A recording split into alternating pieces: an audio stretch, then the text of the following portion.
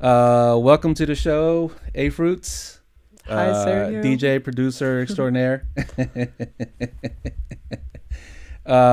Sorry about the hiccup with the beginning. It's been a rainy day.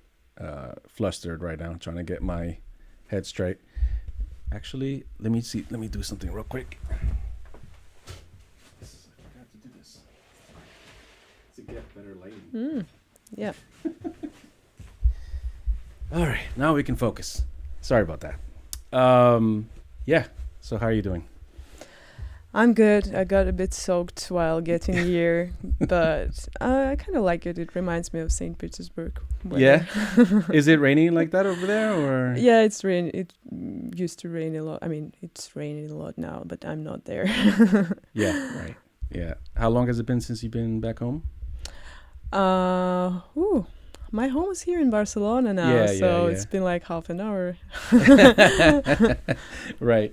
Well, listen, I as always, people who've watched my show, they know that I ask you guys to send me your bio so that I can start from somewhere, because, it's good for everyone to know where we come from. Oh, I like your glasses. Thank you. I like them too. They're just a little big, I think. Anyway, Anna Fruit, first of all, your DJ name or production name, what musician name, artist name, where did it come from?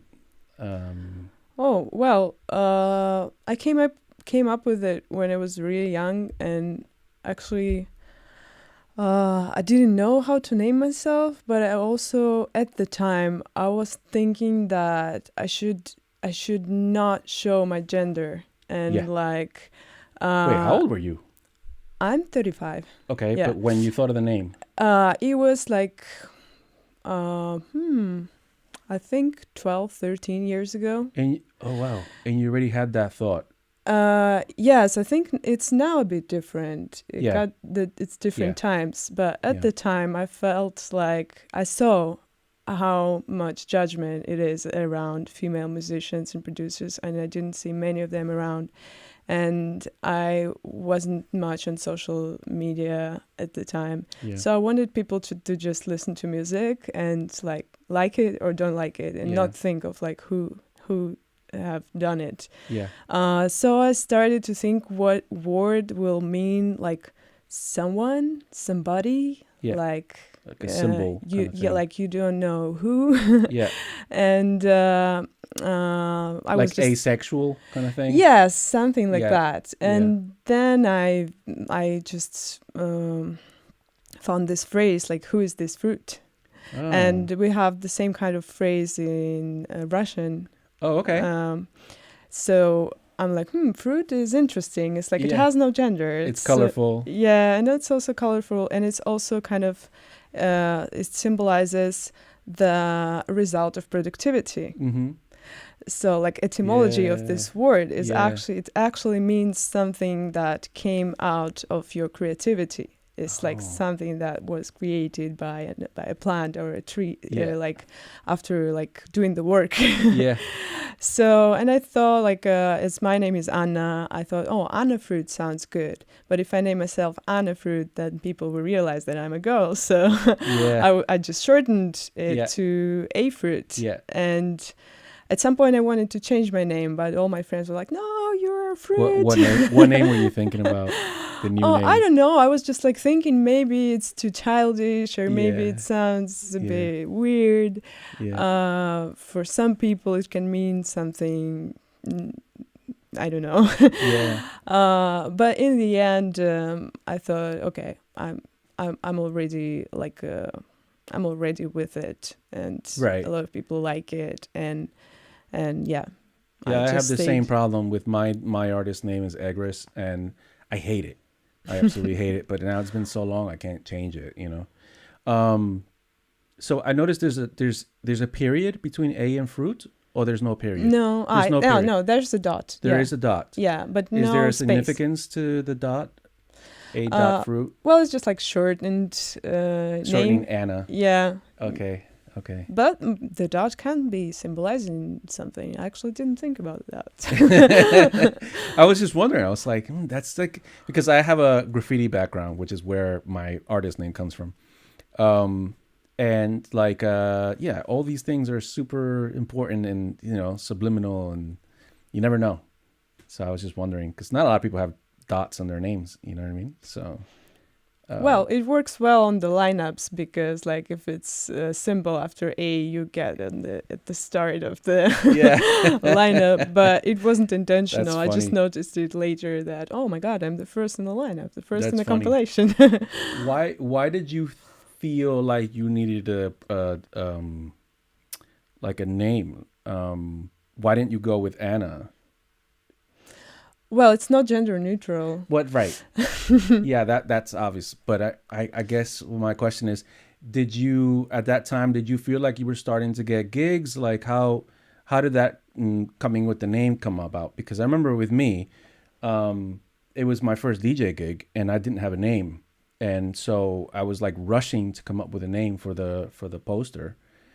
And out of embarrassment, I was just like, look, I'll just use this name that I've used since I was like 8 years old on all my notebooks. It's Serge backwards. It's Egris. I used to do graffiti with that name. And I was just like, it's a childish name, but when I have time, I'll get a better name.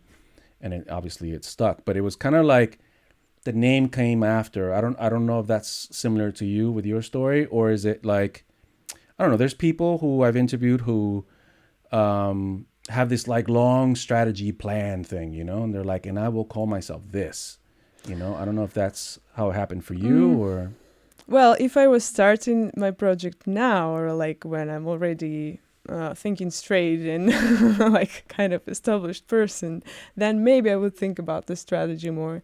But at the time, I first started producing and I started DJing later. Oh, wow. So but it's quite similar. Like I when I first thought of like putting my tracks online, I needed a name, right? Yeah, of course. So and you immediately thought, I want something gender neutral.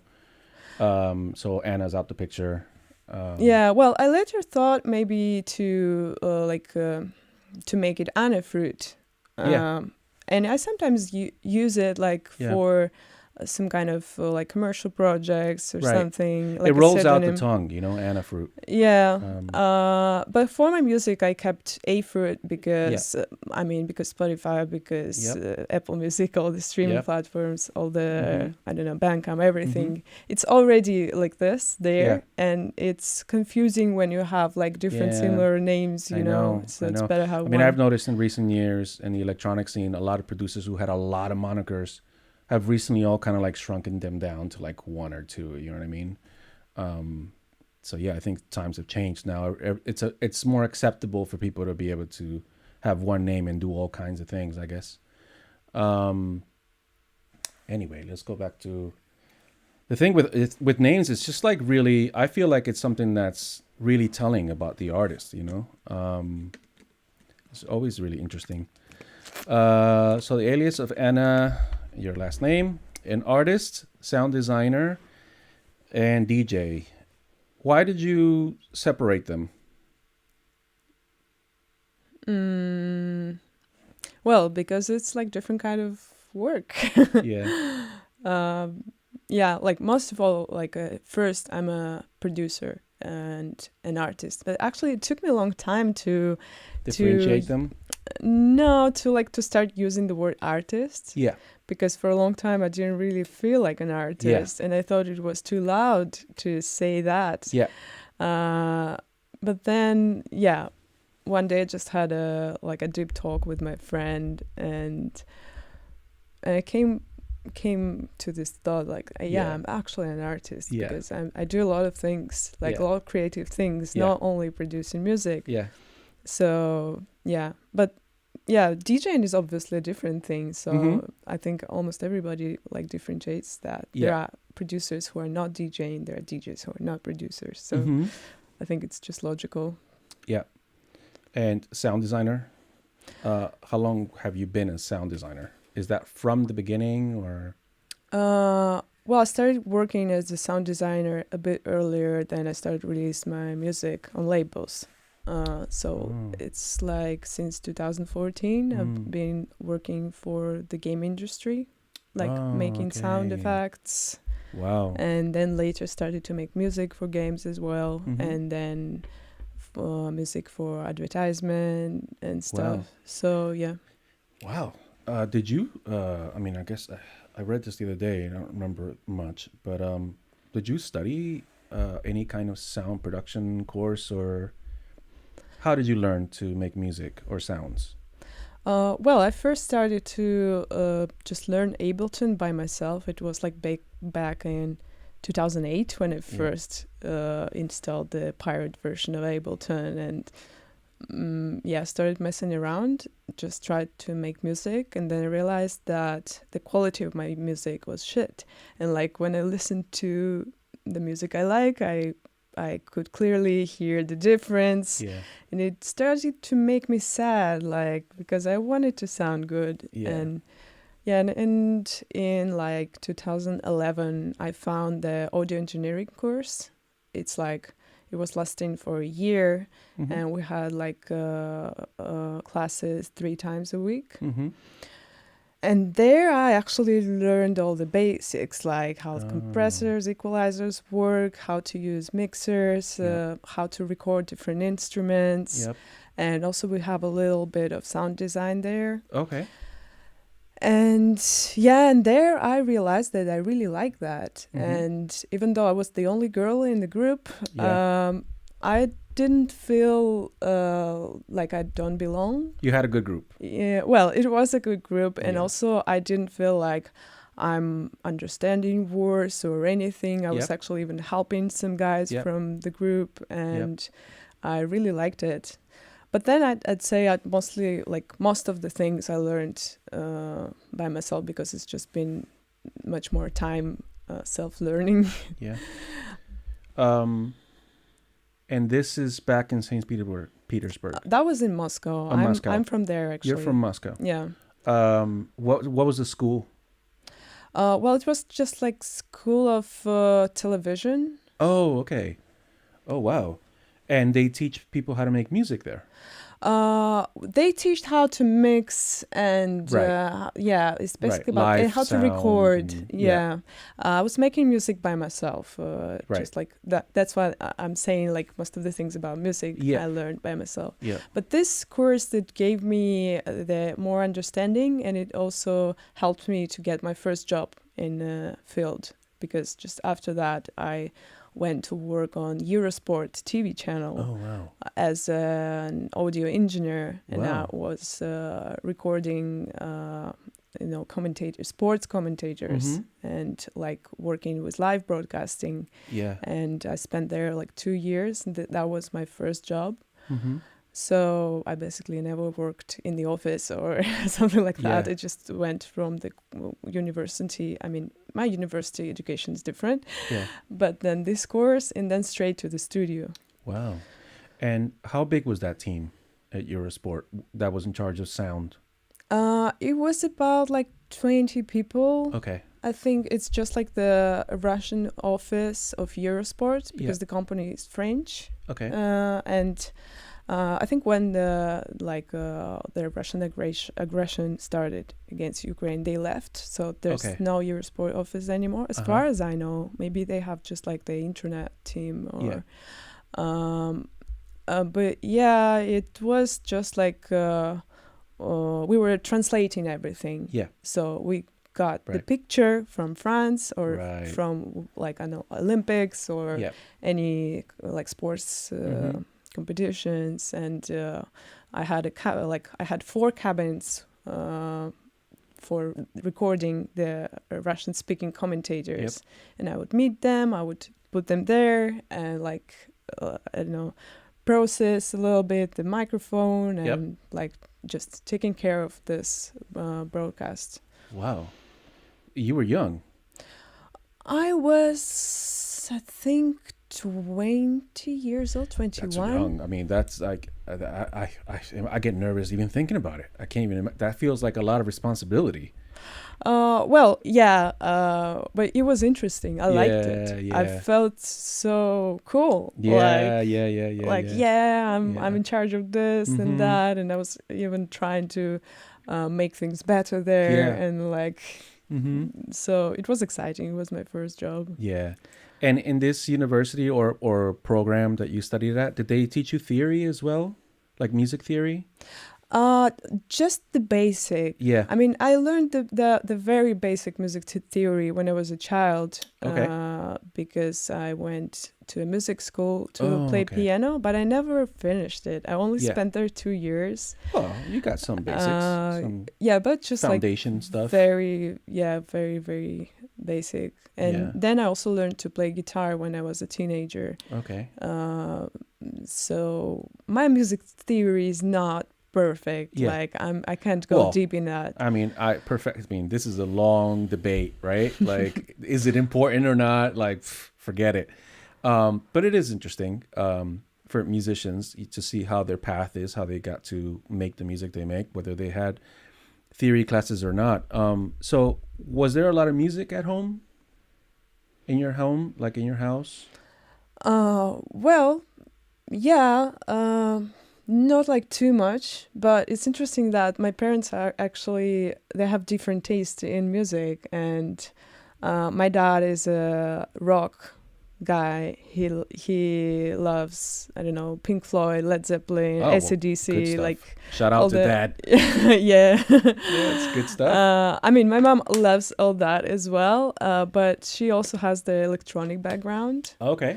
So she liked space and I don't know, Deepish Mode and like more like synthesizers music. Yeah. And she has an musical education in piano, and she was playing synthesizers in bands when she was at schools. So yeah, even somewhere on my Instagram I have a picture of her with the synths. That's fucking amazing. You gotta use that as a cover for an album or something. That's incredible. I imagine she used like a Moog do you know what synths she was into? Well, yeah, I think usually it was like Casio, cheap kind of stuff.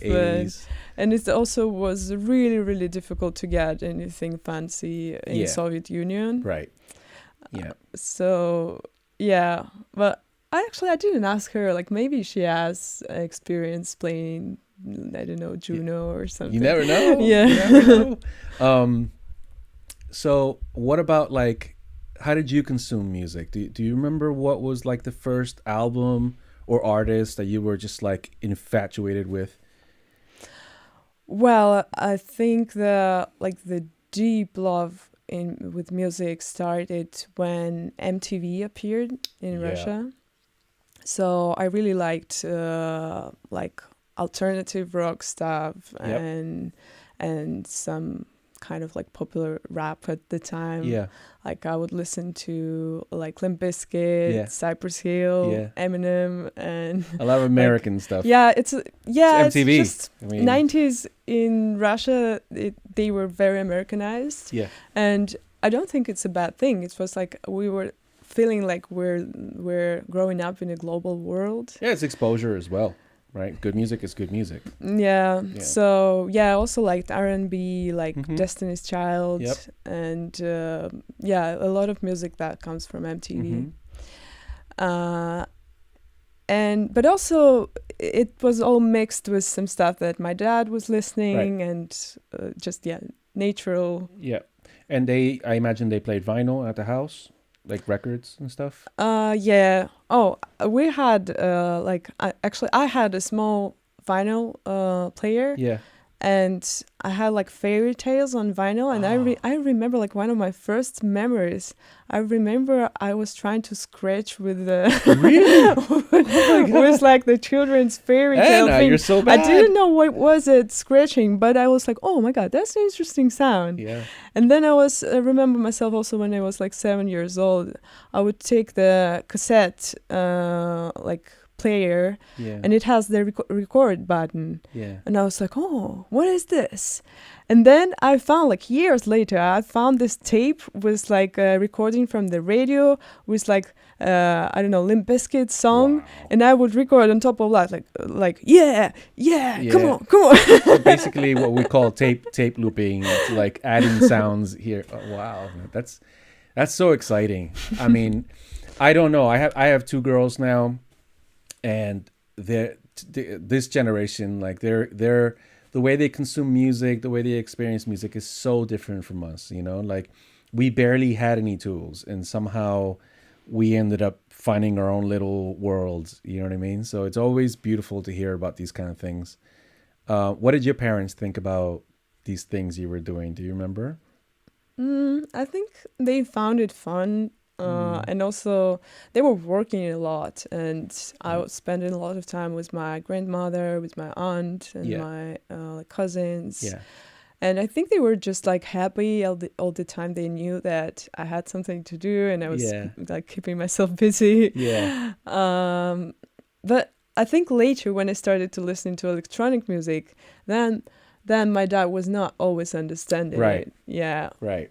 So what would you say attracted you to that music? Because it was back then, it was very new, very different, right? It was breaking a lot of the rules. So I'm trying to get into like who Anna is, right? So everyone's got their own reasons and paths and stuff, and I'm just very curious about like what sparked that interest. There's people who will hear that music and totally reject it and go, what is this crap, you know? And then there's people like you and I who are like, that's it, there you go. That's what I'm wondering about. Like, what do you remember, or do you know what connected you to that different electronic music?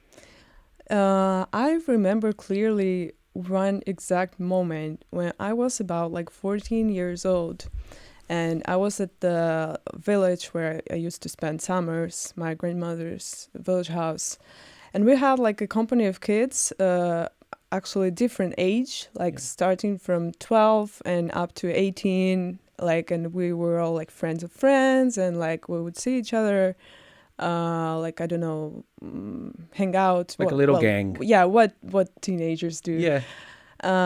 And the older part, they were interested in cars, and they would, I don't know, buy a car from some like old man for a bottle of vodka, and like, and then fixing it, and like and like going like without documents, like on the, like riding it in the fields and and stuff.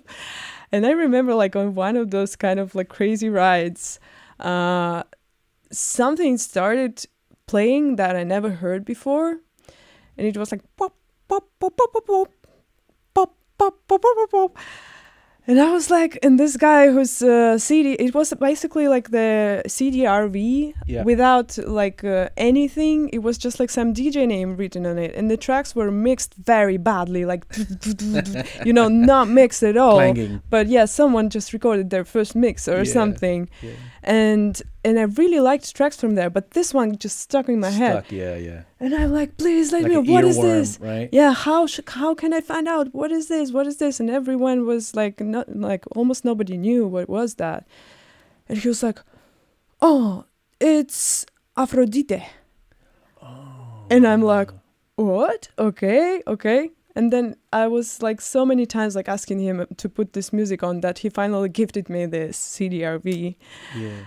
And then I went to this, like when I got back to the city, I went to this huge market of like pirate music, you know, where guys just sit like on the street basically and like sell CDs and stuff. And I'm like, do you have this kind of like is it Aphrodite? I don't know how to spell it. I kind of felt like Aphrodite was weird. and he was like, oh yeah, Aphrodite. Oh, okay. And he gives me a CD of Aphrodite's music. I forgot the name of that album, but this track called like Style from the Dark Side. Yeah. Classic. Yes. Yeah. And I really enjoyed it. I was listening to this CD on repeat, And then like a couple of weeks later, I came back to this guy and said like, yo, can you give me something similar to this? I want more music like this. And he gave me the John B. In Transit album. Great album. Yeah, and I think it's just like started rolling, snowballing into something bigger. Yeah, and then I got older. I mean, when I was like 17 years old, I started to go to raves, and the drum and bass scene was really big in Russia. We had like we had artists from the UK coming like every month, and it would be a lineup of like 6 artists from the UK. Now, is it in most of Russia or like focused in specific places? Well, I think it was more mostly Moscow and St. Petersburg. St. Petersburg was kind of the capital of drum and bass scene back then, because Pirate Station, it's the huge rave. I never went to St. Petersburg once, but then they started to do raves in Moscow as well. And and I went to hear Noisia, Spore, and all the heavier drum and bass artists. Were you into that stuff? Or? Yes. So much. A lot of sound design. Yeah, it was something really new and very interesting sounding. Yeah, it was incredible. Can you describe what the raves are like? See, because I've never been to Russia, and I'm just wondering, like, culturally, how important is music? Because I know there's a big like classical history in Russia with music, but I'm wondering more about modern stuff. You know, is there like a big following of underground, or not even underground, but like I guess we could call it westernized music? I don't even know what you would call it. Hip hop, R&B, house, techno, like, is there a big culture there for that, or even more like community wise? Like, is there like a big, like, you know how in Barcelona music it's a big part of the culture here, you know, as far as like outdoor things and like, you know, fiesta mayor, and is there something like that going on in Russia, or is music something like people like or people don't like? And that's it. Well, first I should say that techno and house scene is huge. Yeah, but it's almost like everywhere else these days. And it's a big scene. But in general, I should say electronic music is kind of marginalized by older generations still. So like, it's very different from here, because here you can see like all ages of people would be dancing to electronic music, and it can be on the city holidays outside a lot, and like it's not very much like that in Russia. Like maybe just some kind of festivals, like city festivals, they have a lot of this stuff, a lot of electronic music, but still, I think people who are in the government and who are ruling things there, they don't really perceive electronic music as a serious art. And the raves often can be like perceived by them as like, you know, something for like drug users, or like something like that is not true. It is art, and it's just like different kinds of instruments we use, you know, but I mean, I totally disagree, but it is how it is. But it's still big. That techno, at least, scene is big. It has a lot of sponsorship, and because obviously young people love it, and it's where money is, you know. But bass music is much smaller. So would you say bass music is not self-sufficient in Russia? So like, if you start growing as an artist, does there come a point where you feel like you have to leave Russia to be able to keep growing, or is it self-sufficient and you can kind of create your own career there? Well, it depends. It's different for different people, and depends on what will you do there. Like, you can build a community around you. You can like collaborate with people and make your party, and like it will be growing if you are consistent. So as with anything else. But like with bass music, I can see that the career starts really moving when you collaborate with Western artists and when you are getting into the Western scene, the UK scene. It's maybe not that crucial to leave the country, like, well, for gigs, yes, probably for like well-paid gigs, you should be in Europe at least. But I know like amazing artists who are releasing on the labels all around the world, but they're still living there. And it's okay. Well, I mean, most of the times they have day jobs as well. So, it's not that sustainable. But I mean, still, like, to have your name, you can be anywhere. You just have to work hard and make a lot of music. Yeah, for sure. Yeah, no, I was asking more from the... I'm curious, you know, and also I've been very jealous in my life of like growing up in the UK, at least in London and Bristol, and knowing that you have the whole infrastructure there to take your art in whatever direction you feel like taking it, because it's all there, you know, as far as my music goes. So that's why I'm asking, because I've never been to Russia, and I have a few Russian friends, but I've never talked about this. So sorry that you're the representative. But I'm very curious because you're very talented, and you know, later we'll get into why you moved. But yeah, let's just keep reading. So, standing in solidarity with Ukraine after the Russian invasion, her family relocated from Russia to Spain. Okay, well, we were just saying. If you want to talk about that, we can. If you don't, we won't. Anna has been releasing music and DJing for over a decade, finding her sound somewhere between her longtime loves of footwork, jungle, IDM, UK dubstep, halfstep, and halftime. Wait, what's the difference? Halftime and halfstep. Oh, there is a difference. Yeah? I mean, I'm not like a very like a genre. We're just talking. But but actually, I mean, halfstep has as I understood this, but halfstep, it will be like, for example, 85. The kick and the snare will be 85. Yeah. But you will have the hi-hats at 170. Right. But halftime will be like having everything halftime, but I don't know, I'm not sure. That's interesting. That's a good I heard from some people who are deep into this genre thing that is different things, so that's why I put them differently, but maybe it's not was not necessary. No, I guess there is a difference, because maybe it's the way the bass lines are written. Well, actually, also, I think that halftime is much wider term. Like halfstep is halfstep drum and bass. Yeah. But halftime, I think, is not only drum and bass. It's a lot of genres. Right. Yeah. Okay. It also can be at 130. Right. And yeah. Okay, I see what you're saying with like the gray area stuff and. Let's see. So it says halfstep, halftime, drum and bass, and anything with a broken beat and or unusual sounding. Okay, that's a good question again.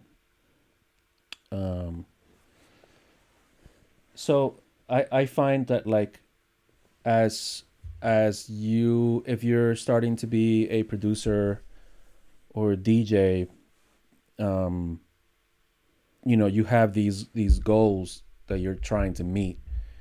You're trying to have your best set. You're trying to make your best tune. There's levels, there's layers, and kind of like a big onion, you know, you tear off a layer and you find that there's more layers under. It's a never-ending growth for artists. And for me, I had a very clear vision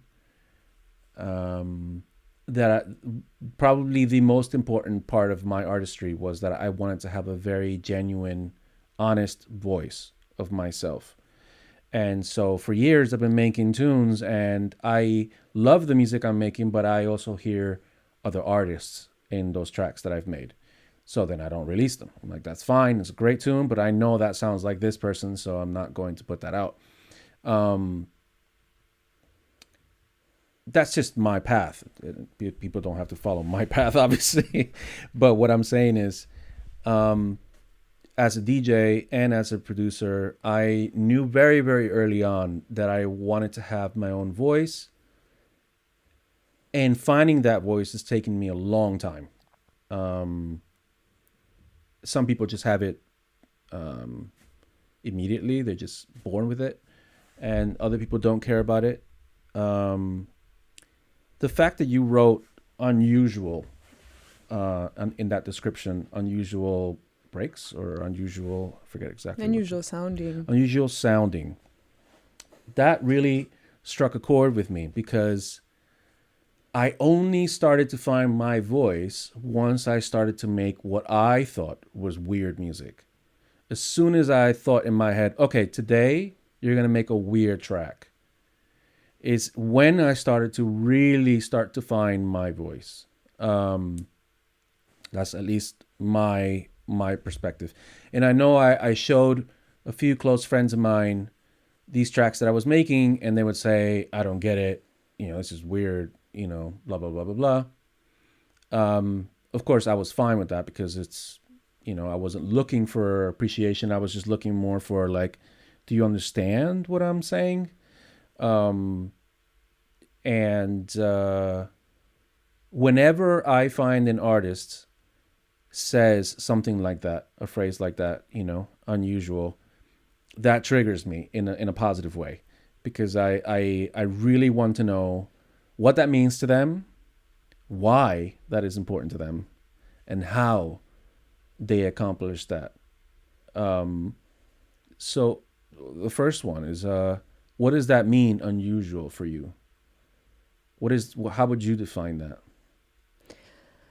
Well, maybe it's a bit difficult to describe with normal words. Yeah. Because there's just like this feeling when you're hearing something, and sometimes you're hearing to some like drum and bass track and like, damn, I heard it for so many times before.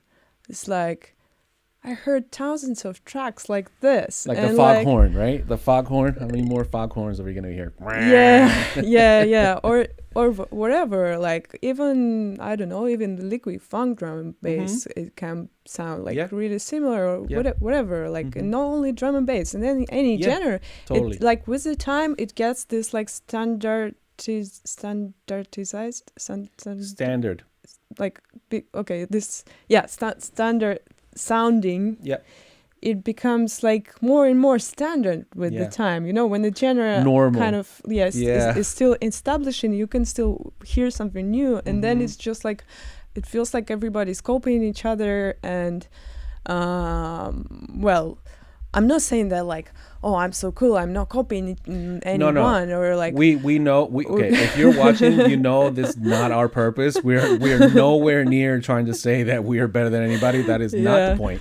The point is, how does an artist define how they work, right? So yeah, the thing is that like I started to get tired of this like standard sounding of different genres, and then I got to thought, oh, what if I try to combine some part of standard sounding of this genre with some part of standard sounding from this genre, and also add like a total experiments, like synthesize some shit that it will be the first ever. I mean, not the first ever in terms of like nobody synthesized anything before. It's just like in terms that I did it, and I have my own background and I have my own ears, and that's why it's gonna be unusual. It's gonna be different because like no one is like me, no one is like you. Right.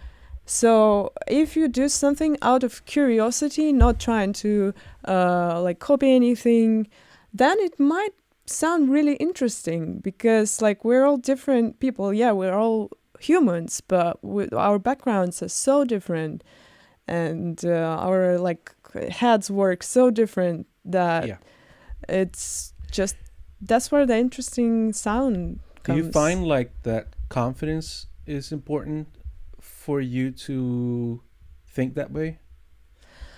Well, confidence is important to finish the tracks. Right. Yeah. Seriously. yeah, thinking can go in any direction, Yeah. and it's not always leading to results. Yeah. Yeah. I understand that. Yeah, but I'm just wondering because maybe it's my internal debate. It's when I'm more honest, I feel like I'm being more confident. Whereas if I just want to make a typical drum and bass track, maybe I'm less honest and it takes less confidence. It's more about just completing a track and seeing if I can do it. You know what I mean?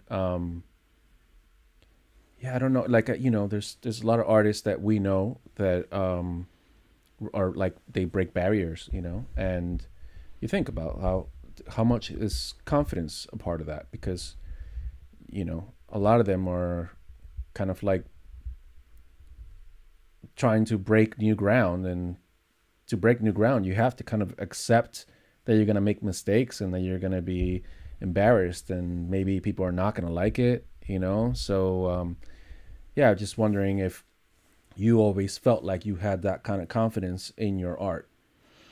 No, I didn't. I think it's just with the time it comes. Yeah. Like the more you work, the more you release, the more reaction you see. Yeah. And I think, well, it's still very, very pleasant and nice to see people reacting positively on stuff you do. And of course, if it's more people, it's more pleasant moments like that. But in the end, it's not the main thing. I realized that it's actually like my feeling will more depend on myself. Yeah. Like, do I enjoy what I'm doing? Yeah. Like, do I like my results? Sometimes I can make tracks that like not many people will understand, but I will just like listen to it again and again and think, oh, I'm proud I got here. Like, I never tried this thing, and I don't know, maybe some kind of plugin or anything, and like yeah, I'm glad I tried it. I'm glad I went outside the borders of my instruments or something, and like and I think the more you enjoy it, the more chance that others will enjoy it as well. Yeah. When you started making music with Live, did you have friends that were teaching you things or exchanging lessons or teachings or ideas, or was it you on your own? Well, it's my good friend Fede. Hello, showed me Ableton, but he was also discovering it himself at the time. So he just like downloaded his like Ableton from torrents. Yeah. And so like, why did you guys pick Live, by the way? Ableton. Well, I don't know. For me, that was the first DAW I tried. I mean, except some like Music 3000 game on PS1 that I tried when I was 12. That's beyond me. It's like there are samples and you can actually compose tracks there. That sounds great. I didn't know that. He just showed it to me, and it looked complicated, but once you just like take something in place in the arrangement, it's already not that complicated. You already can press play and play it, and that was interesting. And before that, I was having a band where I sang and played guitar, and I was making like different kind of music. Right. What kind of music was it? Do you know? It was just like, I mean, garage rock or something like that. Yeah. So something just for fun, honestly. We didn't really perform anywhere. We just like doing it for fun. Yep. But at some point it started to be really difficult to keep, like, I mean, some people would miss the rehearsal, not come. We had like 3 bass guys changed, and I mean, I liked it, but typical live band. Yes, things, but I felt like, I just want to do more stuff, and like it's so much time I lose on. You feel restricted because of other people. Yeah.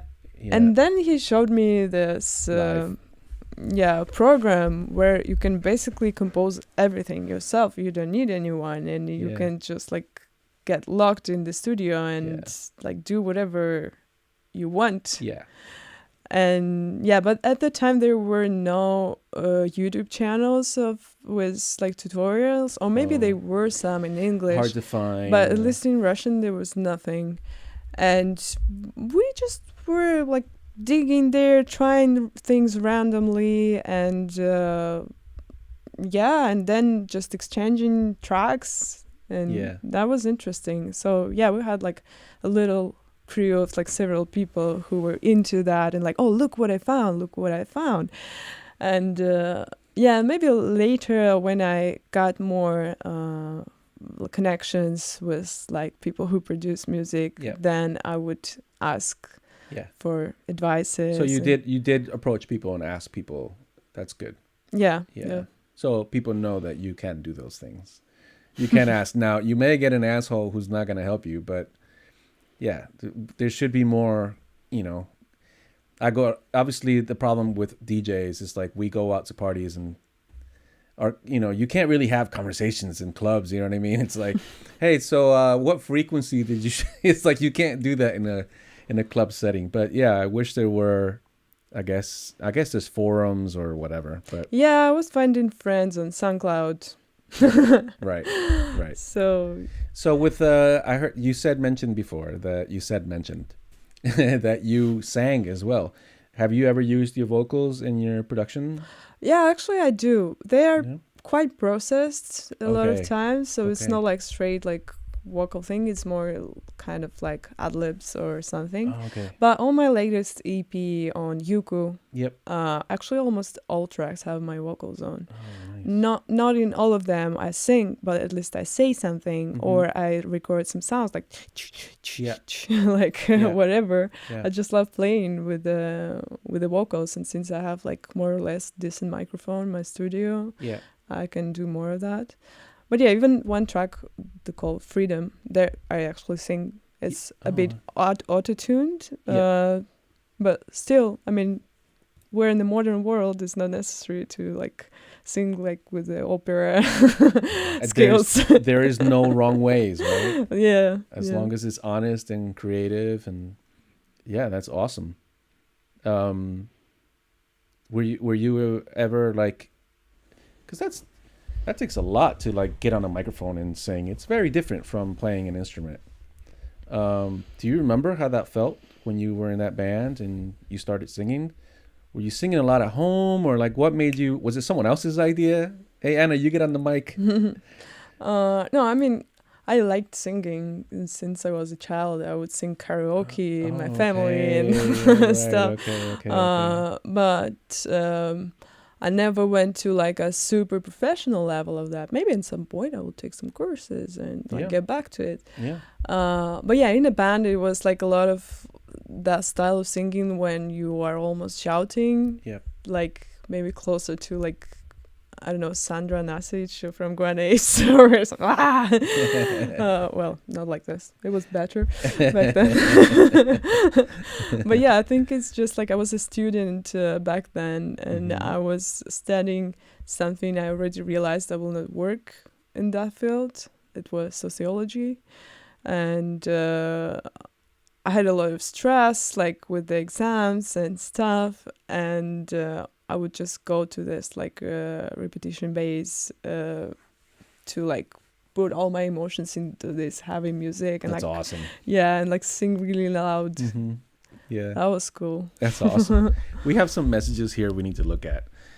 People have been writing. So thank you guys for writing, by the way. Do you know who this is? Dermsk? Not sure. Says, been listening to Anna's music lately. Really nice sounds. Thank you so much. Yeah. Divast, shout out to Divast. Hope you're doing well. It says, handpicked waving. I guess he did some emojis and didn't work out. Vitality Beat says, a very interesting fact is that sound design appeared in her life earlier than music releases. Nice. Thank you guys for your messages. Let's go back to your thing here. Yeah, I actually could comment on that about like why sound design appeared earlier than releases, Mm-hmm. because I didn't believe that my weird music would help me to pay my bills. Oh, right. So I Yeah. just thought, okay, I will just make music for fun, and I will try to make money out of the commercial projects. Right. Yeah. So and I got there, and then later was surprised to find out that some labels are interested in releasing my music. Hey, you never know. I mean, there's different paths. I have a friend who I remember years ago was given the job to write music for porno, and he was surprised that he got paid a lot of money. But the process, I think it was like a 15-minute porno or something like that. And he was like, the process of writing the music for the thing was absolutely horrible, because he had to do it to what he was watching. Mm-hmm. So it was like stop, rewind. You know how you make music, but Mm-hmm. meanwhile you have this like porno happening while. So he's like, hearing sex the whole time that you're writing music for days. It's just like, I'm never doing this again. So there's always a path. If you want money, there you go. There's money there, but not for me. So most importantly, she became obsessed with bass lines that you can feel resounding through your entire body. How are the sound systems in Russia? Well, there In is general, I'm not talking about yeah. big room. I'm talking about like little Yeah, clubs and stuff. I should mention the sound system culture, Yeah. which is not too big, but it exists in Russia. And I Oh. have some friends who are really into building sound Oh, I love systems, that. and we would take this custom sound to the forest, like go deep where nobody can find us and hear I us. love that. So yeah, I'd say, and some of my friends, they got really, really cool at that, like Volnovod sound system. They are now producing speakers like commercially. So they are not known outside the country much, but I hope at some point it will be more possible to Yeah. get out of this Yeah, I hope so too. dictatorship and like show it to the world, because I was Yeah. really impressed. They have speakers, they have subwoofers that are playing bass starting from 25 hertz, 25 hertz. which is really rare, actually. Yeah. That's kind of hard to. Yes, and they did it. How big are these speakers? Well, I think that one, yeah, It's like an 18, 19. it's big. Yeah. I would love that. Oof, I miss those days. I miss those days. Here, there was a time when there were good sound systems in Barcelona. No, I'm not saying they don't exist, and they have like, they're all basically based on reggae dub sound culture, but there was a time where you could hear them in electronic music, and I wish that would come Yeah, back. same. How do you feel about the clubs in Barcelona? Well, it's a tricky question. Well, one thing is the clubs and another thing is the crowd, right? Yeah, I'm really impressed by the community, I'd say by the number of communities, and it's a lot of people doing stuff for culture here. Yeah. But regarding the venues, it's difficult. Yeah, like Barcelona is small, and most of the places are in the living areas. And I think at some point there was a law established here that you can't be loud and stuff. And I saw really kind of nice sound systems, but they're playing without subs on.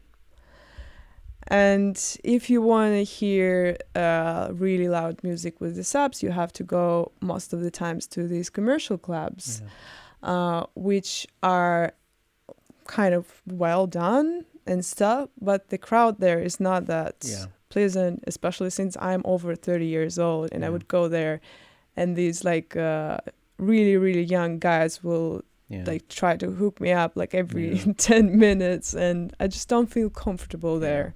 And I wish it was there were more like small spaces where you don't have several parties going on, but you only have like bass music.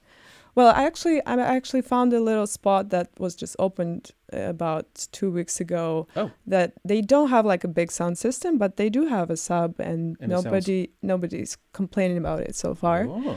And I decided to make like a little gathering there on the 5th of April. Wow, that's great news. Yeah, it's just in a couple of weeks. But basically, I mean, it's not a big party. Well, it's going to be a free entrance. Yeah. And it's my little bass music crew who we are making back-to-backs on my terrace from time to time. We don't fit on the terrace anymore. So that's a good chance to relocate to some spot in the city. It's in Raval. It's like not far away from everything. And it's run by really nice guys from America. Oh, okay. Maybe you heard of Radio Nossa. Yes. So it's the same guys. Oh, they just opened this little spot, and they're super friendly. And Yeah, I've never met them, but yeah, I heard about the place. Yeah. So yeah, if you're free on the 5th of April, please come. Girl, you know I'm there. You don't have to tell me twice. And what do you think of the crowds? They're different. They're different, right? Yeah. It's not an easy place. It's not an easy place. I've complained throughout the years, because I can complain, because I don't just complain. I also work hard. I mean, I guess my main statement is, outside of Barcelona, we have this perception that Barcelona is this like home of electronic music, But what I found here is a important lack of culture, knowledge, and I guess openness. I mean, I'm talking about general public, everyone here kind of just wants, the easy way out. Electronic music electronic music is loved in Barcelona for like a week, which is during Sonar. All of a sudden, all the clubs are open to it. Everyone wants to go to a party, and everyone comes to visit, and then they get this perception that Barcelona is this crazy electronic haven. And then everyone goes home, and then everything closes down again. And it's like, no, we don't want anything to do with this. Well, some crews I really sympathize with, especially the ones who are more diverse and more open. Yeah. For example, I was really impressed by the Joku Collective. Yeah. They have their own spot in Hospitalet, and no, it's Folk. Yeah, it's an Hospitalet. Yeah. And I noticed that their crew is it's very, very different people. It's a lot of black people, and the crowd and the crowd that comes there, it's also like different ages, different color, different language. Yeah. And they sometimes bring really nice artists that I like. For example, just a few weeks back, they brought Slickback. Oh. I think together with like Aisha Davis label. Well, the spot El Pulmarejo, it was nice. It was cozy, but again, like I wasn't really impressed with the sound. Like it was nice that I had if it's not one thing, it's the earplugs. other. It's like it's Barcelona. Yeah, I'm just glad I had my earplugs. But I'm not going anywhere because I love Barcelona. That's the thing. Shout out to Prime Best Sounds. Blup, blup, blup. Sending some fire. Vitaly, how do you say his name? Vitali. Back to back from A.Fruit. Terrace is really cool to watch and listen on Instagram, and it's cool that you can play with a harder sound in a new spot with friends. Oh, that's nice. You have a good friend there. Let's see. Most importantly, she became obsessed with bass lines that you can feel resonating through your entire body, blah, blah, blah. DJ sets are a mix of sounds from the edges of various genres and her own music, known worldwide for its original, mainly 160 BPM focused sound. What is it about that tempo that attracts you to it? Well, I think it just came on time. I mean, to my headphones, because like I was listening to a lot of drum and bass music when I was younger, and at some point I think I over-listened. I listened to it too much. You burned out. Yes, I really burned out listening to it. And also I didn't see myself on this scene producing this kind of music. Maybe now it's a bit different, but yeah, back at the time I'm like, I don't know, I didn't want to make, I could make more drum bits. I think I would try something else, and it was just like trying something at 140 and stuff. But then I heard DJ Rashad. Yeah. I know. Well, he was special, you know. Yes. And like going back, I saw him live a few times. We were lucky that he came to Barcelona a few times. Now looking back, I can say that not only was he an amazing DJ, but there was a vibe that he had, you know, that was very magical, and the way he made music as well is very different from everyone else. Not to take anything away from everyone else, but there was something about his sound that like crossed into jungle extremely easy, you know. And R.I.P. to Rashad. So how was this experience with hearing Rashad for the first time? Where did you hear him? Where did you see him? Sadly, I never had a chance to see him perform live. But when I heard his tracks for the first time, I was surprised. It's been a long time since I heard anything new, kind of. Yeah. And I think it kind of woke me up in a way that I realized that it's still like something can still surprise me in music so much. Yeah. I mean, it was at the times where when we already heard Aphex Twin and Eamon Tobin and like all the IDM guys like who did all this crazy stuff, and after that also you think like, what else can be interesting? Like, I mean, we already heard everything, like Burial, whatever. Yeah.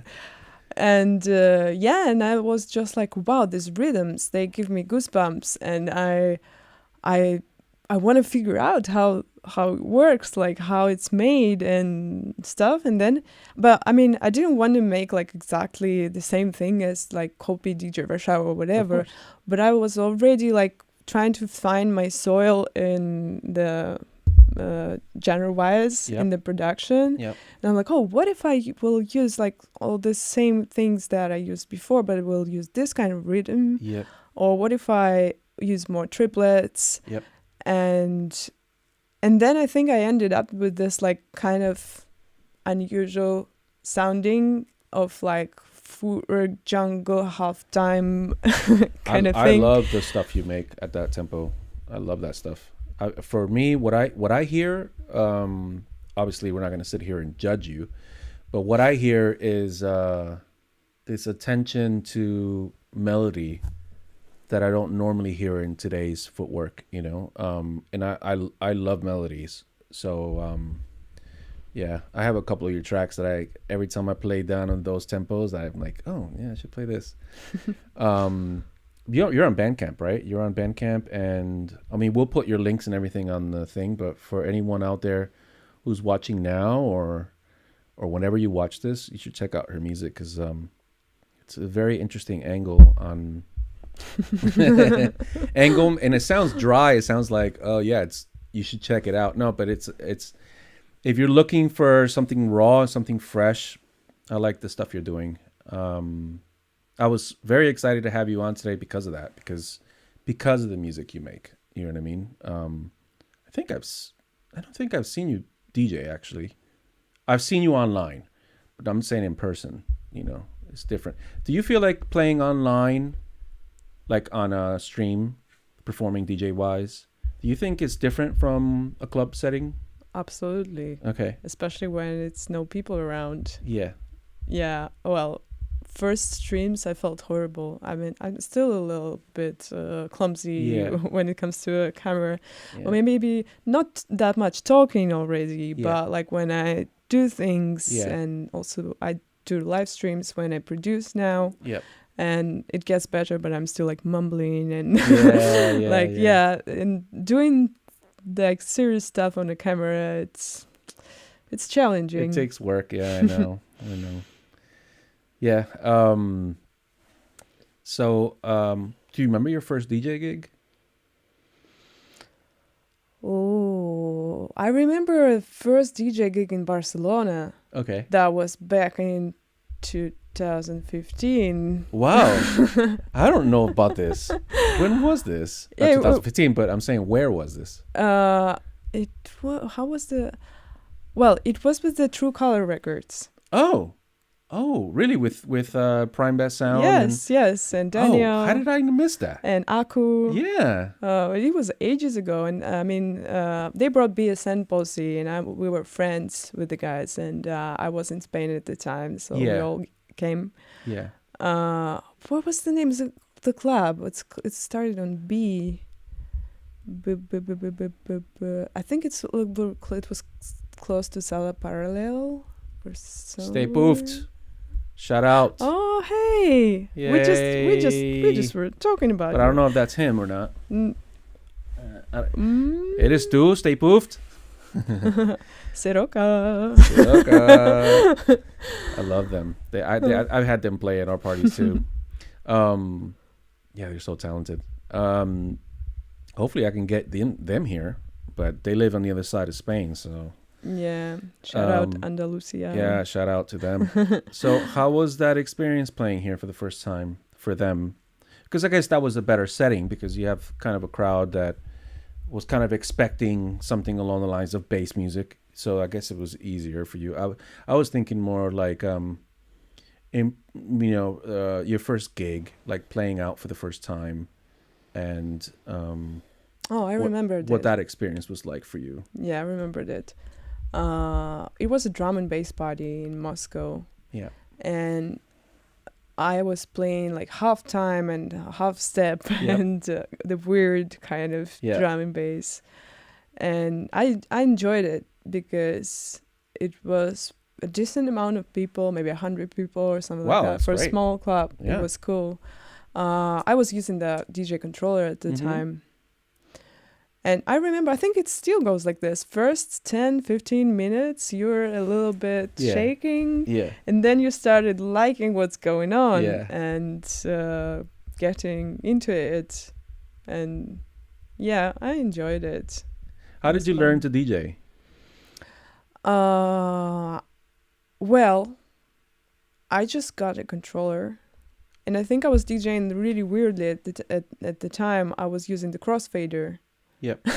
Which is actually not the very popular way to DJ, but I thought that was how it worked. But you find your path, hey, whatever works for you, Yeah, so I actually started DJing because I was already known as a producer, and I needed to make a step into performing, but I wasn't confident playing live, like playing my music at all. Yeah.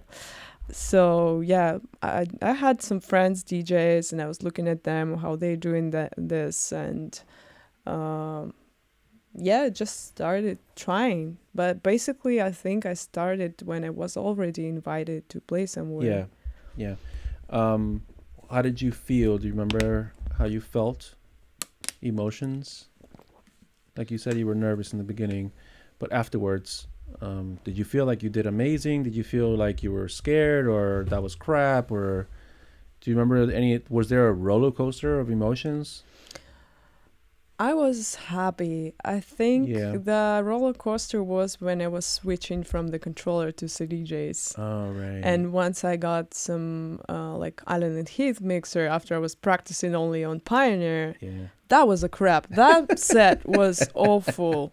I remember some people are rude also. And I remember, before that, with their controller, my sets were excellent. I would play so good. On top of it. Yeah.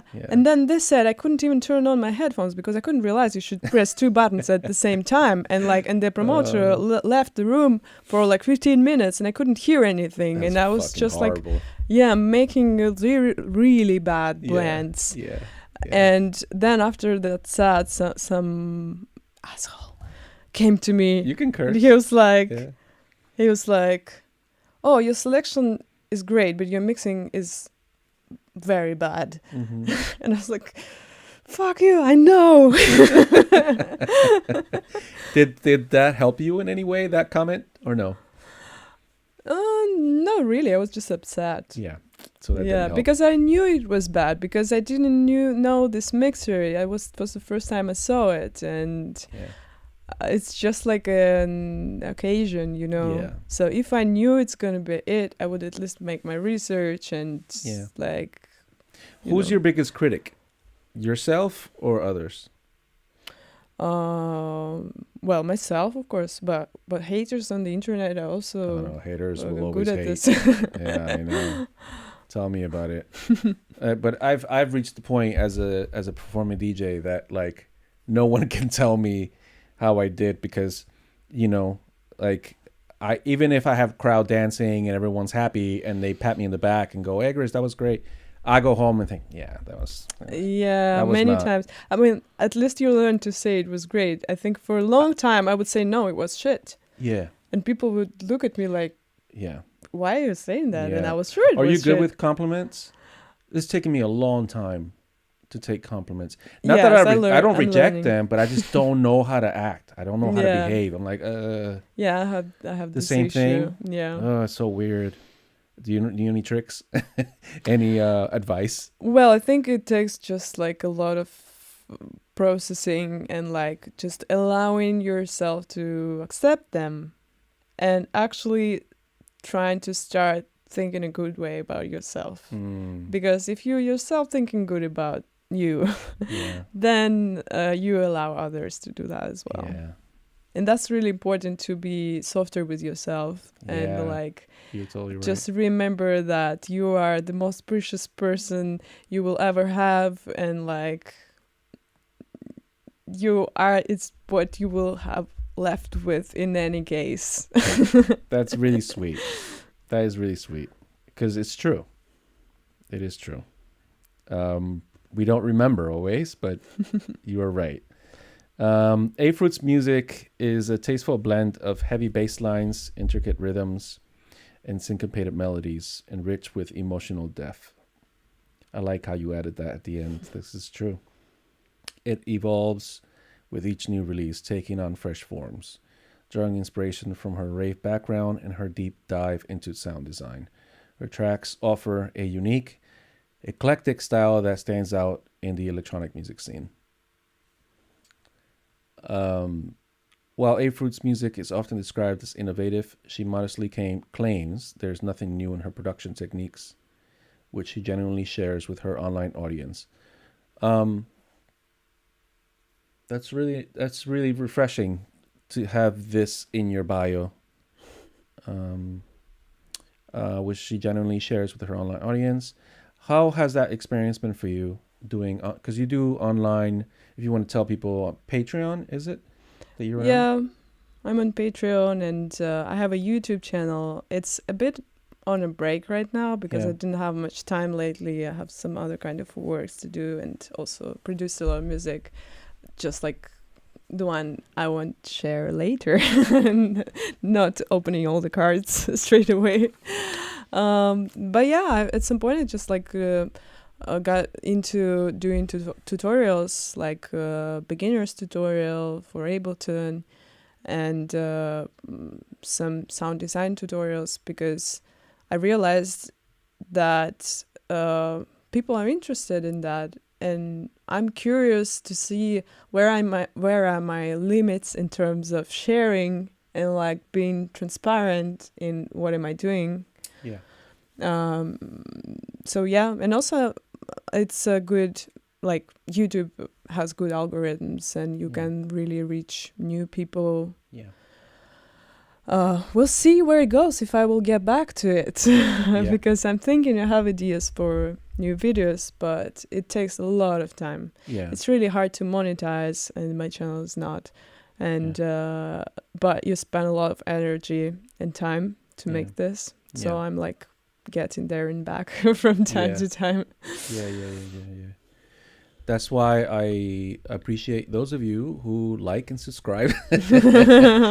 Honestly, this project was never supposed to be monetized. This is not a project for me that is about getting likes or anything like that. So it's hard for me to ask people to subscribe and stuff. But I don't know. It feels right to me. And That's why I keep doing it. It's out of love, you know. I like having your story out there for everyone. Let's see. You have released on many record labels that I love. Starting, I have them in alphabetical order, and there's more. But the ones that I've seen here, Cosmic Bridge. Shout out to Unit. Much love to you, Jim. Hope you're doing well. Different Music. Shout out to the boys at Planet Wax. Hospital Records. Hyperboloid Records. Lobster Theremin. Met School Music. Monkey Town Records. Rua Sound. Shout out to you guys. Sequel One Records. Slime Recordings. Tech Life. Unchained Recordings. Worst Behavior. And Yuku. Yuku I love. I absolutely love that label. Where are they based? Do you know? Well, you would know. They're currently based in Prague, but about to move back to the UK. It's where Jeff is from. Okay, I don't know them, but yeah, it's a couple, Jeff and Ilda. They're super nice people. Yeah. They are friends. They are amazing persons. I love the record label. For you guys out there, recommendation of the day. For you fathers, today is Father's Day today, so happy Father's Day to everyone. Their fathers are really cute Pomeranian dogs. Oh, I love it. So, okay, releasing on a lot of record labels here, and important ones. How does that feel for you, since you started as a producer first, to see your creations have a platform and be released to the public? How does that feel for you? Well, as I said, it's always nice to get a good feedback. So, of course, having an opportunity to put music out, it's inspiring. Like, I mean, once you realize that not only you're the one who likes what you do, but others as well, you get more motivation to do more stuff. But that shouldn't be the main motivation, though. Right. Yeah, I also like the different labels. They have slightly different audience, even within one genre. And you can meet other amazing artists and collaborate with them. Or it's just a lot of new opportunities come when you're doing stuff with labels. But also self-releasing is a good thing as well. Like it's not necessary to wait for the label for like 10 years or something. Yeah. Like you can just like put stuff out yourself these days and keep working on new stuff. And then at some point the label will come. Sorry, my phone's just blowing up over here. So I haven't taken the step to start releasing music yet. I will soon, but What am I going to experience in my first year? Like, what is that going to be like? Do you remember what it was like for you? Yeah, first, I wish you best of luck. And I'm excited to listen to your new stuff. Thank you. And I don't know, it's different for different people. But for me, I realized in the end that it's important for me to stay aligned with the people who am I releasing with. So what I'm looking at is not only how the label works or like how good is their promo or like the design. Yes, this of course is very important, but also I'm looking at the people who are running it and what vibe is there. Yeah, because I realized that even a big label will not give you so much good things as maybe a smaller one, but run by people who you have similar interests with, similar vibe. Yep. And look at the other artists who release on the label. Yep. And maybe I became a little bit more picky because of that. Can you give us an experience, a bad experience, without naming any names? But can you give us an example of some kind of bad experience that you've had releasing music?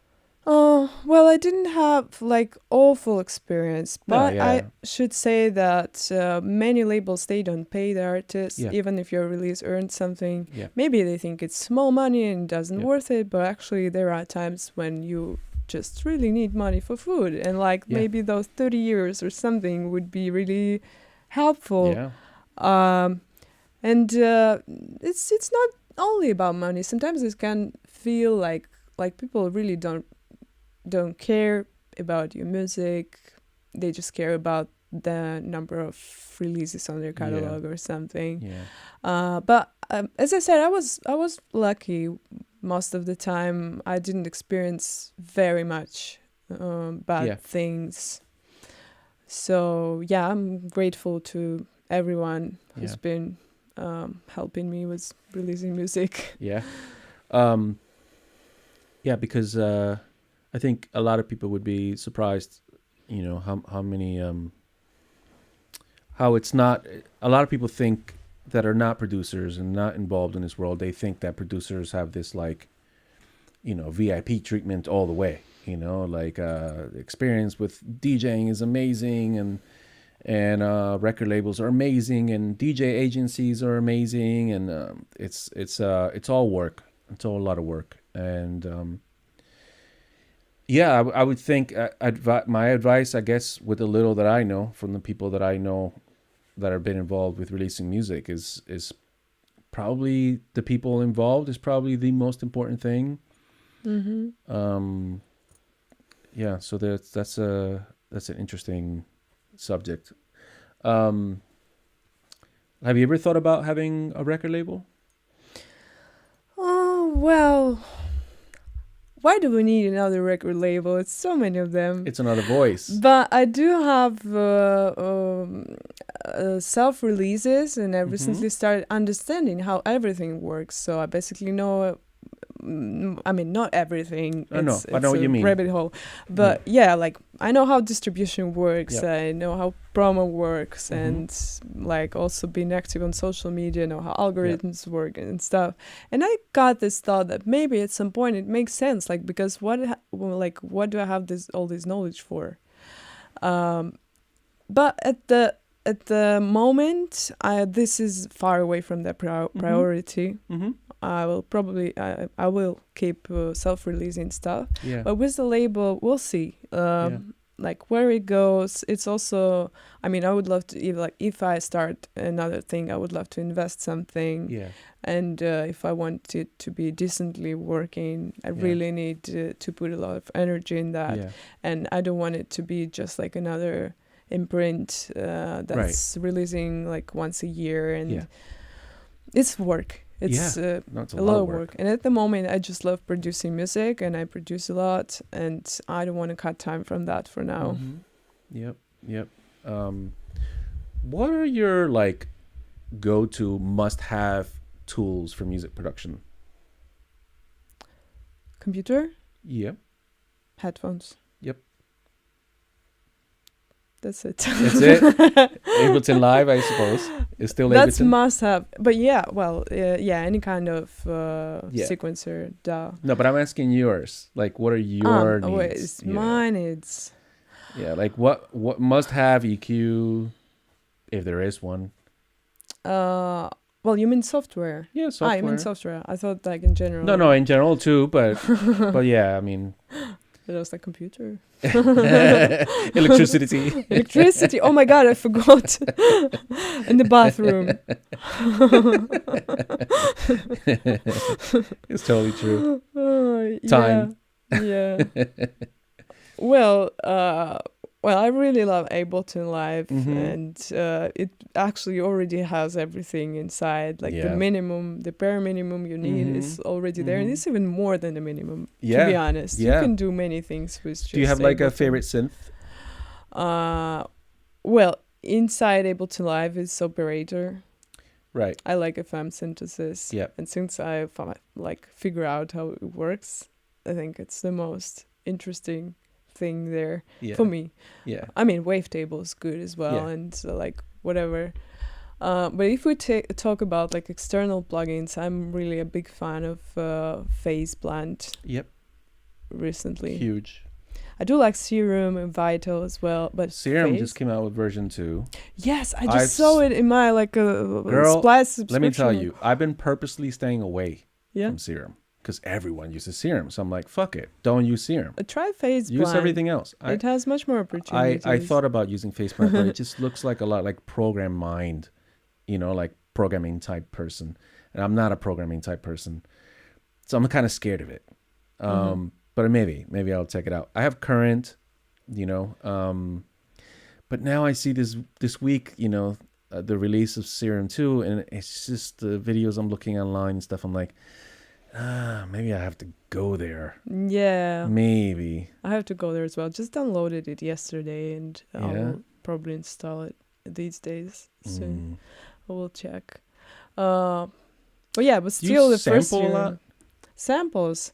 Well, I used to hate using samples at the start of my production path. I thought it was something cheating.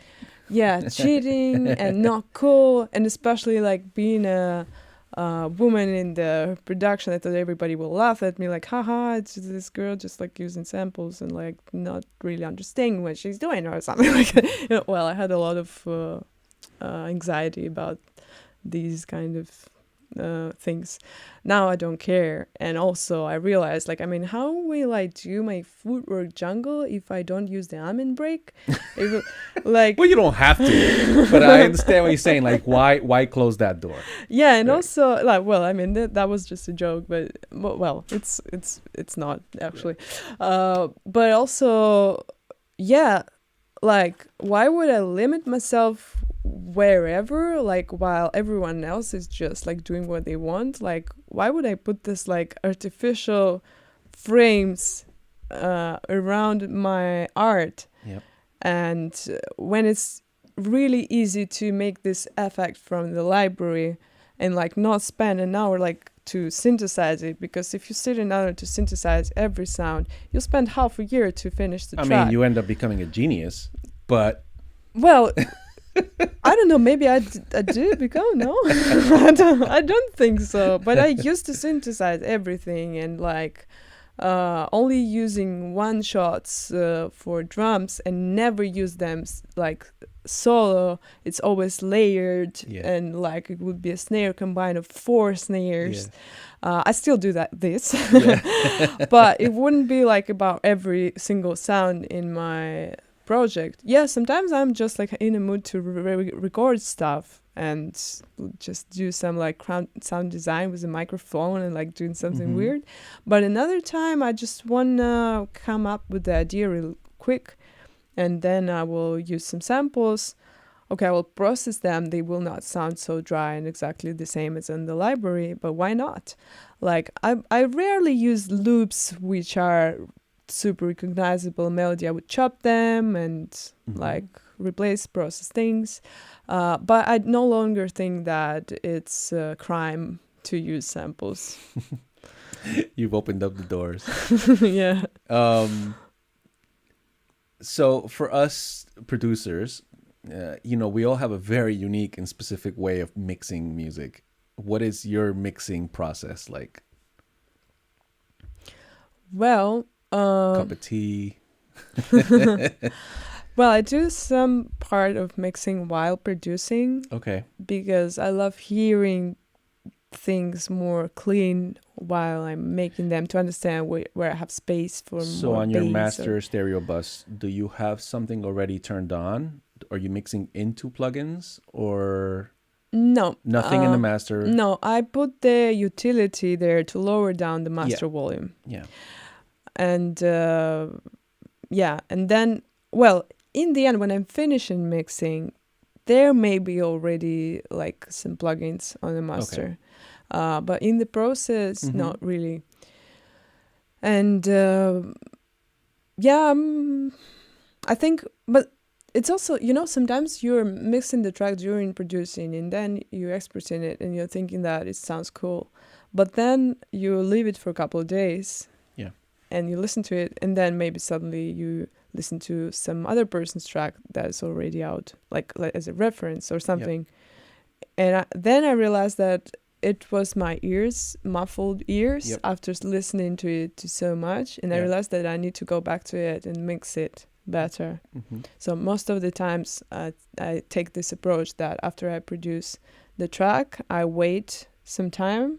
It's even actually better to wait like a week, like if you have time, if it's not Yeah. like for some compilation that has a deadline Yep. tomorrow or something, then it's better to leave it, and then your ears will get rest of it, Yeah. and get back. And then usually when I get back, I clearly hear where is the problem. Yeah. Yeah. And how long generally does it take for you to mix a track? A few hours, Yeah. I think. Well, it depends. When I mix my own track after this break, it can start in a few hours and end in several days. Yeah. But I also do make mixing, mastering for other people. Yep. And this process can go longer because different people have different vision of how it so you sounds. do mixing and mastering for others? Sometimes it's Okay. not my main thing, Yeah. but I have you some do? people who really trust me in this. Okay, so they're like friends. Friends, mastering is a little bit wider. Okay. I do mastering for some labels sometimes. Okay. I used to be a mastering engineer for Hyperboloid Records for wow. like 7 Okay. years. Could put that on your bio. That's a big deal. But Wow. that's like a digital mastering in the home studio. It's not Yeah. like I have a lot of equipment and Mhm. stuff. But I used to compare my tracks to like super professional UK studios engineers, and it wasn't very big difference. Yeah. So I became more confident about Yeah. that, and now I think it's not necessary to have like lots of equipment. It's more important to have ears and to have headphones and monitors which you already got used to very much, and you know how it sounds there. And even better if you're also a DJ and you can hear the same tracks on sound systems and stuff, and then you kind of I think you can do mastering like even without monitors, even just in headphones. But you should know these headphones really well. Like, what do you produce mainly on headphones or speakers? Mixed. Mm-hmm. Mixed. Yes. So what speakers do you have? I have ADAM A7X. Oh, okay. Those are the ones with those tweeters, those ribbon things, or no? With the yellow ones. Yeah, with the ribbon things. Yeah, those are amazing. Mm-hmm. And the headphones? I now use Audio-Technica. Oh, yeah. A7, or what is that? Yeah, I think I know what you're talking M50X, yeah. I think they called. I used to have Sennheisers that are actually more expensive than Audio-Technica ones and stuff, but I didn't enjoy it. They are like, my mixes came out, they didn't have enough bass. Oh, wow. So then I tried those Audio-Technica ones, which are cheaper and easier, and there are even jokes on the internet about them, like this is producer starter pack thing. They work. But yeah, for the bass music, I feel like they are better than other stuff I tried. So I sold the Sennheiser ones. Wow. And now I'm using those, and everything's okay with bass in my tunes since then. Yeah, that's amazing. Yeah. And do you use any like equalization, any room equalization, or any? I just hang panels everywhere. Okay. It's like some. No, but I was asking like more DSP type things. Do you use anything? No, really, for now. Mm-hmm. I mean, it's like I'm on a rented space, and it's not even well soundproofed. Not soundproofed well, because I can sometimes hear neighbors and stuff, and I feel like it doesn't really make sense to put a lot of money and energy for now to like treat the space properly, because I mean, as I said, I have this privilege of like knowing my monitors and my headphones very well, and this I feel like for me it's enough to make a quality track, and like for mixing is also fun. But I'm also curious to come to other people's studios and listen to my stuff. Yeah. And but it's not very often that I get super disappointed.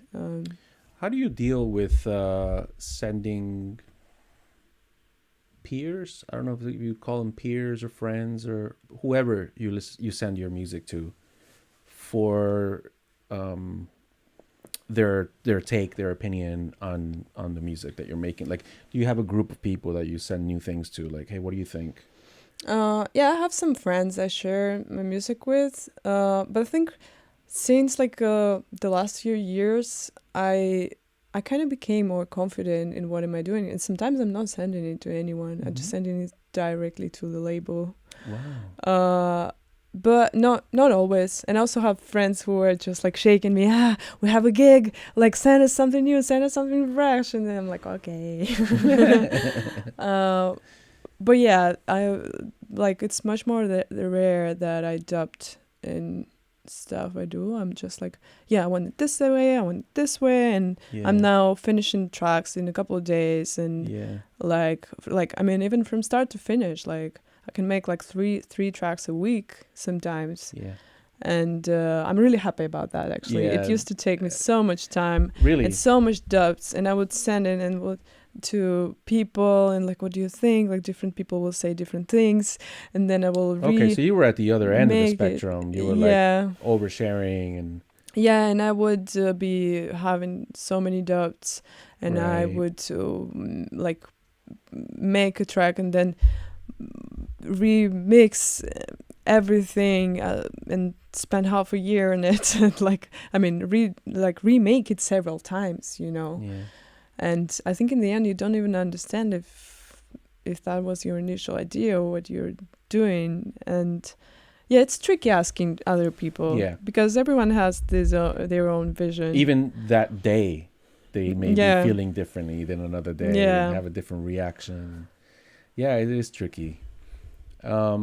What is your writing process like?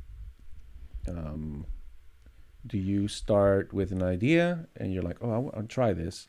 Or is it more like, okay, I'm just going to throw in a couple of sounds and see where it takes me? Or how do you work? Both ways. It's different, like, from time to time. Sometimes I would just, record something with my iPhone, like the construction site.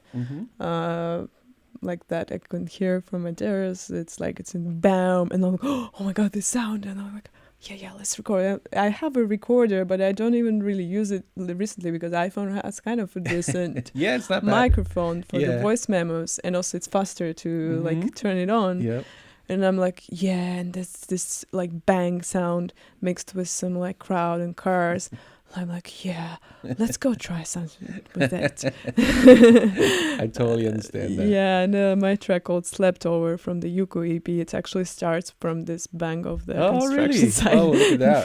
Check that out. But it's pitched, like you cannot really understand. It sounds tonal because I put some resonators on it. Oh, nice. And but initially it was just like, oh, I'm hearing something weird from outside. Like, do you have a favorite producer, like music producer, any genre, anything? Favorite? Yeah. Oh, I have many of them. Okay, can you give me a few? Well, Machine Drum. Yes. It's interesting, right? His music. Yeah, absolutely. I recently met him and we played half an hour back to back. Wow, that's awesome. I was like, what? I mean, I was so excited. I'm not sure if I was okay talking or what we actually discussed before the stream or during. I'm not sure. Yeah. Like being like really shy with the artists. I still sometimes have it for some reason. But I do understand it's stupid. But it comes from a good place. Yeah. Okay. Well, I do still like all those producers that I started my electronic path with, like Eamon Tobin. Yeah. And he's living here, right? He lives in Spain. He lives in somewhere in Spain, I think. Yeah. I think so. That's cool. I mean, I'm really into the samurai music artists, all the gray area stuff. Shout out to Pressure. Yeah, and it's so many names, and they're just like this in my head now. Like these applications with like similar artists, and they are all, and I'm like, what to name. Yeah. What music do you listen to on a daily basis?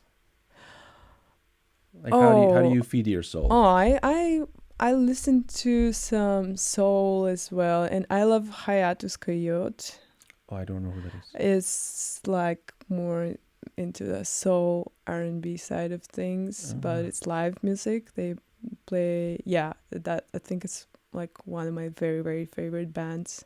And I saw on Instagram they recently got robbed, like their studio with so many legendary equipment. Just like That's it's horrible. gone. It was so sad to see. That's absolutely horrible. Yeah. What else do I listen to? Do you listen to a lot of music?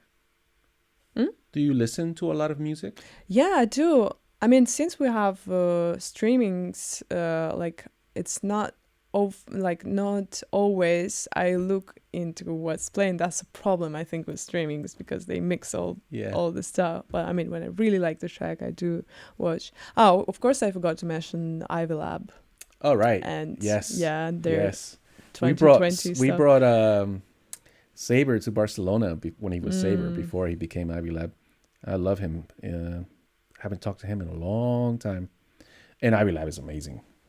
Yeah, I think it's like, yeah, they share the first place with Machine Drum for sure in my on my taste. Yeah. Like I really love halftime stuff, and they also do a lot of experimental these days. I like basically all the Exit Records, like who are like more into the footworky halftime part. Full on and Itoa, Fixate. Yeah, we brought Itoa to Barcelona as well. Oh, I brought him to Russia. Oh, you did? Nice. I mean, not only me, we like shared it with another promo group. But yeah, he was playing on my He's event. Talented, that kid. Yeah, he's amazing. Also amazing person. We're friends. And we just put out the release on Unchained with him. Oh, I forgot about that. Yeah, it was like last year. In the end of last year. Yeah. So yeah, we actually met several times, and and we started to make these tracks how is music? How is making music with other artists for you? Because now we have the internet, so so you can kind of work along with people. But is that a comfortable thing for you, or is it more like sit down in a room with the artist? Well, it's different every time. It was different with different people, because I don't know. It's been many times I felt so much shame when that happened. When you're like talking with some artist on the internet, and you both like each other's music, and then you're like, yeah, let's do a collaboration. And then it doesn't really work out. Yeah. It can happen sometimes. Yeah. So it's different, but sometimes it just like goes so smooth and so easy. And sometimes you get together in the studio, like in person, and you would do something, you're excited about that, but then you're listening back to it and you don't think it's worth it finishing. Yeah. But another time, it's the opposite. Like for example, when I was in Berlin last time, there's this Austrian friend, producer, Alone with 3 L's. Maybe you heard of him. He also makes like halftime and jungly stuff. ALLL? ALL1, like one. Alone, but 3 L's. Oh wow! I'm checking out. Yeah, Mathis is a really, really shout out to nice you. Person. Yeah. And it was the first time we gathered in the studio, and we spent there maybe 2 hours or like 3 hours, but we came up with 2 like absolutely amazing sketches. We were like, yeah, vibing. So yeah, I mean, maybe for other people it's not that amazing, but for us, like, yeah, we were vibing. And now we are slowly finishing those tracks, and maybe they will appear somewhere soon. But yeah, it depends. It's not always the same. Yeah, it's not always about chemistry either, right? It's just like the song has to happen. Do you believe that music comes, because what's his name? Oh my God, I'm not going to remember his name. Really famous producer, Rick, with the long beard. Do you know what I'm talking about? He wrote a really important book that came out last year about music and artistry and stuff, and he mentioned how he believes that ideas are like out in the hemisphere, and it's up to us to kind of like tap into the hemisphere to grab the ideas and put them down. But that it's not that we generate the ideas, it's more like the ideas are out there. Similar to like a day you produce every day, and there are days where you produce something better than others, and it's coming from there, so is the point I was making. Maybe it's not so much about the chemistry with the person or whether they're close to you or far from you. It's just whether that idea was a good one and just if it clicks in both heads. It's tricky because it's two heads already, two brains. But I agree. Like, and maybe with the same person, like one sketch will work and become a track, and then another one will not. When you write music, do you have the mentality like, okay, where is this gonna go? Or do you have the mentality of like being, I don't know, present in the moment, writing music with the person or with yourself? Do you have that idea of like that, this could come out on this label, or because it would be easy. The reason I'm asking it because it would be easy to maybe judge that in a negative way, but there is a professional angle to all this. There is an angle that is more than acceptable, or I would say ethical, as far as like continuing to be a working artist, progressing in your in your career. So again, when you're writing music with other people, do you have this idea in your head of like, this would be interesting in this record label, or? Well, this exact thought appears when we already have at least a sketch. But I mean, from my own experience, I realized that when I'm thinking too much about what will happen to the track, it's like I'm losing a little bit of creative vibe or something. Wow. So I think like at least for me, it's better not to make these kind of plans, and also not to worry about if this track is going to be finished or not, or out or not on this label or that. This is all secondary. Like you need to come up with the track first before to thinking of like where to put it. So I think there should be some magic of like improvising. Rick Rubin. Okay, I couldn't remember the name. Rick, thank you guys. Oh, two of them wrote. So I think it should be a little bit improvisation. And of course, like if you're two producers and you know each other's music and you already can imagine what kind of stuff it's gonna be, and you can discuss like what would you like. At least you should come up with a BPM you will start with. It's like you can do the track can change the BPMs, but it's really rare.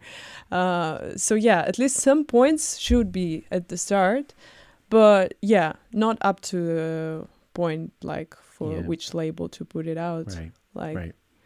Do you have like a dream gig? A dream gig. Oh, I think it's Bass Coast Festival in Canada. Wow. Guys, you can contact her right now. Make it come true. Yeah, I just heard so many good things about it and their lineup. Yeah, me too. Jim told me a lot about this festival. Yeah, I heard a lot from Thomas TMSV, I think. Oh yeah, yeah, he's great. Yeah, that they're like very open-minded crowds. Yeah, Anna Morgan told me about this also. She's a good friend. We actually just had a 3-hour-long FaceTime 2 days ago. Oh, I miss her so much. We're so far away. Yeah. That's a good gig. How is it living in Barcelona? We're ending now. We have 10 minutes left. Oh, time flies. Yeah. I love Barcelona. It made me feel much calmer. For various reasons. I will not go deep in that right now. But at least the weather, it's so much better. It's perfect. Yeah. It's raining and we're all complaining. Like, oh, no. I only complain about like wet clothes, but like not about the rain itself. Yeah. Well, I'm talking about the people from Barcelona. It's like, oh, no, the city must shut down because it's raining. Well, yeah, probably like people who are coming from colder and more rainy places, they're kind of privileged in that sense. That, yeah. Well, several days raining. Okay, I will just like try to make more music and like go out less. Yeah. Do you write more during the winter or the summer? Like, do you feel like you're that kind of person or? I don't know. I'm like, lately I'm just like doing it every day. Yeah. It's not affected by the weather. But I feel like when it's good weather, when it's sunny, not too hot, not cold, I'd spend a little bit more time outside. Yeah. It's what happens in Spain. A lot of producers kind of write more in the winter because in summer it's hard to not go out and... Yeah, but actually, I mean, I used to be like, okay, I should produce more while it's not summer yet, blah, blah, blah, blah, blah. But then I find myself like doing almost the same amount of work in summer. Yeah. So it's just like an illusion maybe. Yeah, probably. Yeah. But yeah, since it's really hard for my back recently to work so much, I'm at least trying to go out and walk. It's so important. Even when the weather is not very good, anyway, I'm trying to go walk around the hood in the evening and just... we were just saying before, right? Everyone thinks that being a producer is the greatest thing. They don't understand backache. The hours of sitting on a chair. No matter how good your chair is. It's like... it was looking good in the picture, but I'm not really happy with it. I mean, I don't want to complain. But right after this interview, I'm going to a massage session because my back hurts. Not because of the interview. Yeah, I know. I get it. I totally understand. Yeah. What neighborhood are you living in? Sants. How do you feel about Sants? I love it. Yeah. It's very lively there. Yeah, and it's not too touristic. It's more kind of local. It's still very community based. Yeah, it's a little bit cheaper than like probably no. And it's close to everything. Yeah. It's 15 minutes to go to the airport. It's just like 10 minutes walk to the railway station. How long have you been living now in Barcelona? 2 years and a half. 2 years and a half. Yeah. Still a newbie. Still a newbie, I think. I feel like I'm new. Yeah, there's especially culturally, right? Like culturally, there's a lot of differences. Had you come to Barcelona before you moved here? Or it was your first time that you arrived? No, I came. I mean, as I told you, I've been there in 2015. Right. But actually, before that, also, I came here for my first ever international festival as a visitor. I went to Sonar in 2013 or 12. I think 13. Yeah. So that was the first time I visited a festival abroad. Yeah. And spent like a couple of weeks in Barcelona. Yeah. And and before I moved here also, just like several months before, I came here to check it out again, because it's been 9 years since my last visit. And that's when I get the thought that I should probably try to live here. Yeah.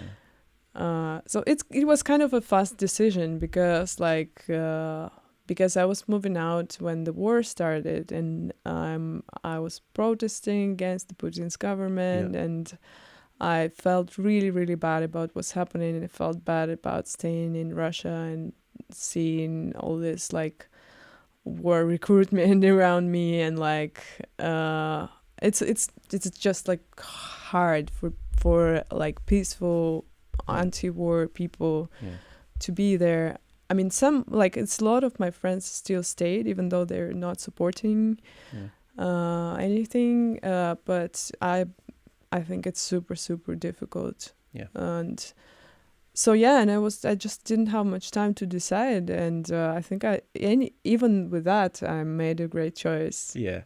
So you were thinking about moving before the war, or it was because of the war? I was thinking to moving before, but I didn't have the punch to make it, you Right. know, because I still had all No, my it's life not easy. there. Yeah, Yeah, yeah. I was like, I got used to be there, Mhm. and Yeah, it's it's home. my friends were there. But actually, my family, my parents, they moved out earlier. Oh, They wanted to move since 2014 when Yeah. the Crimea annexion Yep. happened, and they were hating Yep. the Russian government a lot as well. They are both from Ukraine. Mhm. So they moved in 2020. Yeah. It took them a lot of years Yeah. to like Yeah, to it's a long time. But to prepare. But where did they move? Valencia. Oh, okay. So okay, they okay. live in the outskirts of Valencia. Oh, okay. And I was just out there like a month ago. I will go there That's this funny. weekend. Oh, nice. Yeah, on Friday to visit them. So yeah, and actually, and especially my dad, he was like putting a lot of pressure on me that I should move out. I should move out. It was already before 2022.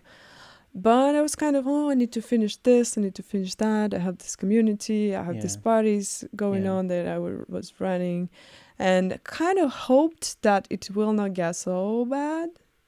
But I felt like it was coming, to be honest. Yeah. Yeah. So as I mentioned, I graduated sociology Yep. in the university, so I kind of saw that it's going the wrong way, like Yeah. for many years.